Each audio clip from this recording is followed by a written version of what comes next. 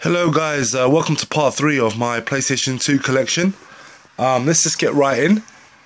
First game I've got here is Broken Sword, the Sleeping Dragon. For those not familiar, the Broken Sword series started out on the PlayStation 1. They were a series of point and click games. This one plays more like a 3D version of that, but it's still sort of very much a point and click style adventure game. Really good. If you like a bit of story in your games, this is definitely recommended in my opinion.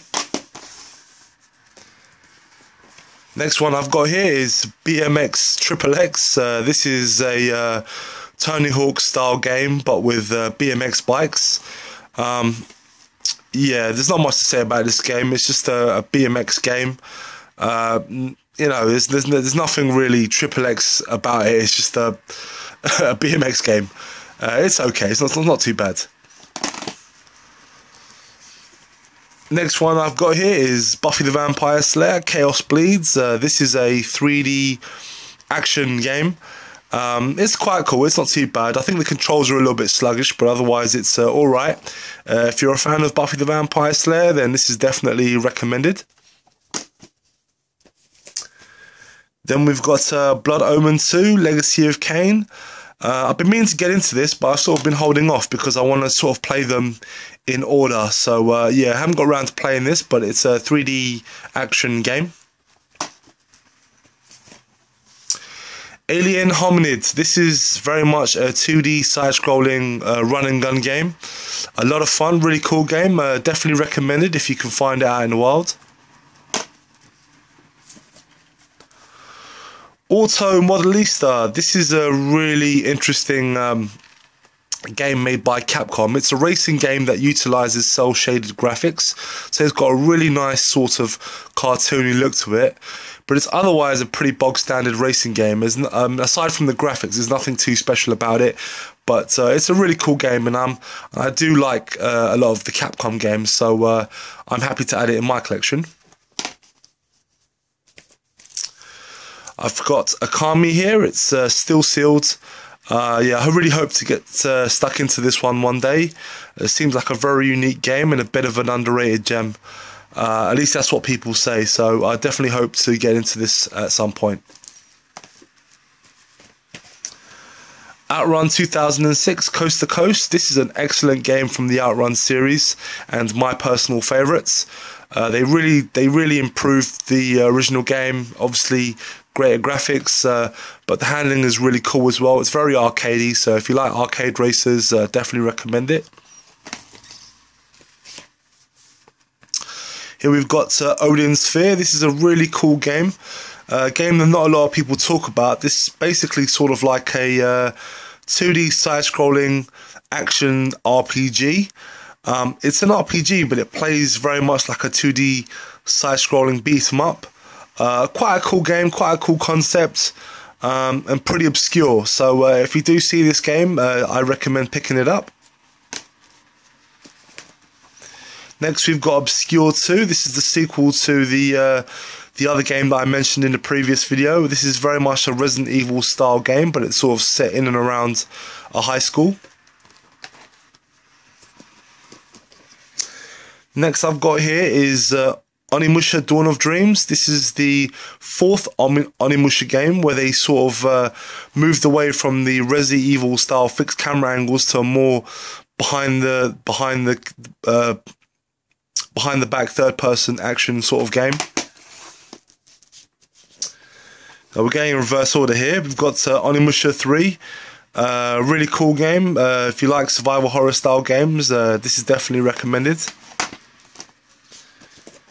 And here we've got my personal favourite, Onimusha 2. Really cool game. And of course, finally, we've got the original Onimusha Warlords. Yeah, if you like sort of the Resident Evil style of games, you know, you like your horror games or just action games, there's definitely a series to check out because not a lot of people talk about it. Next we've got NBA Street. This is a really cool basketball game in my opinion. I had a lot of fun with this back in the day. This is one of the games that I had from way back.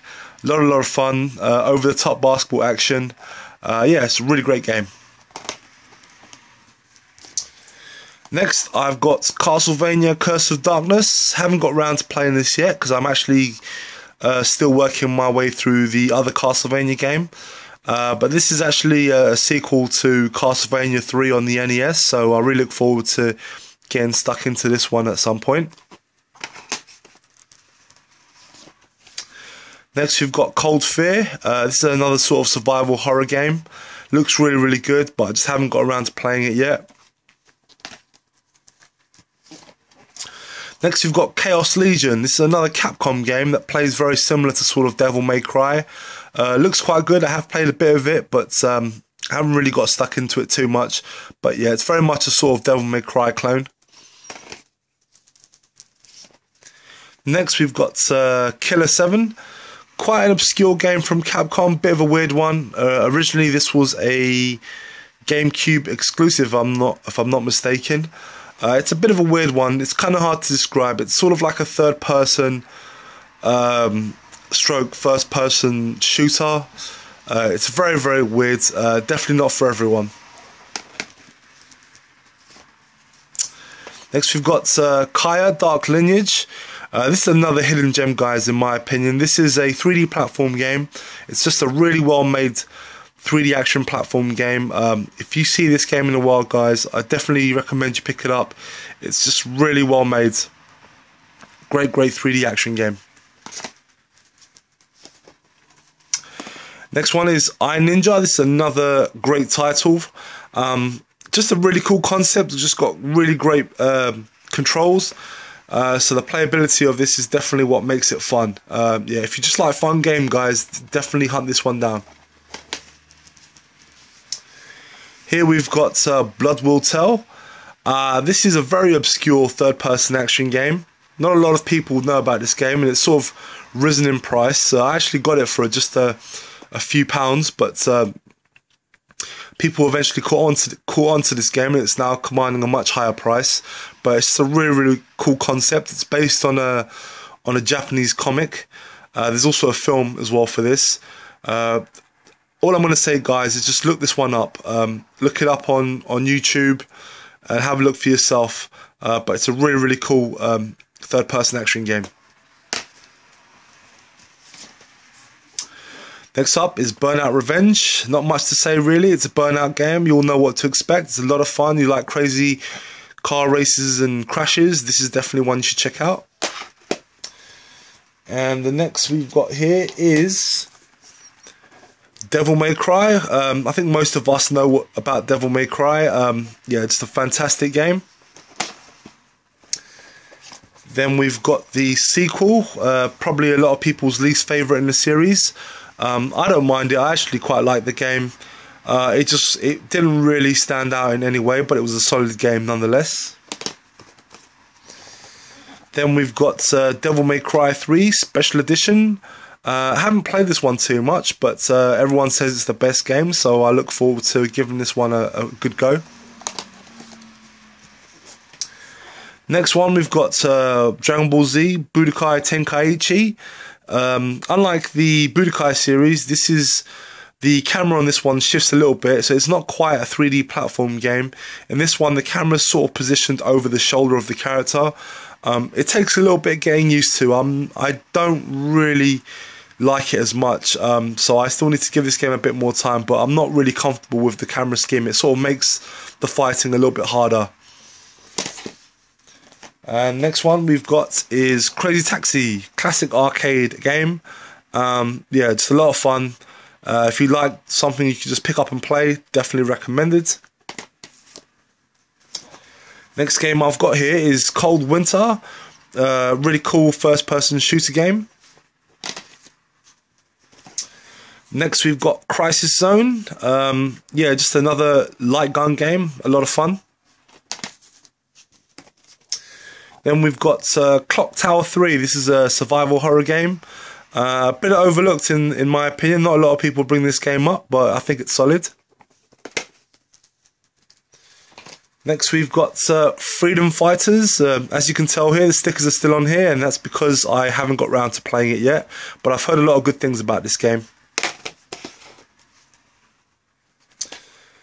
Next one up is Lord of the Rings, Return of the King. This is sort of like a scrolling beat 'em up action game set in the movie universe. A lot of fun in my opinion. And the same goes for the Two Towers as well. It's a third person action adventure scrolling beat 'em up. Next we've got Mr. Mosquito. This is just one of those weird quirky games that I had to check out. You sort of play a mosquito, you fly around the house and you suck the blood out of the people that live there. Really cool game, interesting concept, so I'm not going to pass up those sort of games.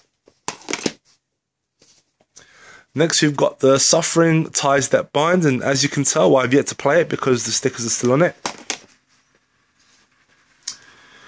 Haunting Ground. This is a really cool survival horror game. Again, not a lot of people talk about this game. It's sort of become quite an overlooked one, and it's really, really cool, so definitely worth hunting down if you see this in the wild. Next I've got here The Great Escape. I actually forgot I had this in my collection. I haven't really got around to playing this yet, so yeah, I'm definitely going to put this one in my priority list. Next game here is Shadow of Rome, another game by Capcom, and another one I've yet to play.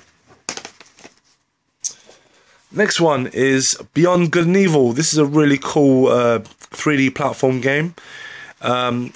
Sadly overlooked during its initial run, but it seemed to get a second lease of life when it was updated on the PlayStation Network. And finally I've got Dead to Rights. I haven't got around to playing this yet, but it's like a third-person action game. So that's it, guys. That is part 3 of my PlayStation 2 collection. Again, guys, if you did like this video, please, give it a thumbs up. And of course, I would love to hear your thoughts as well. So stay tuned very soon with part 4. Bye for now.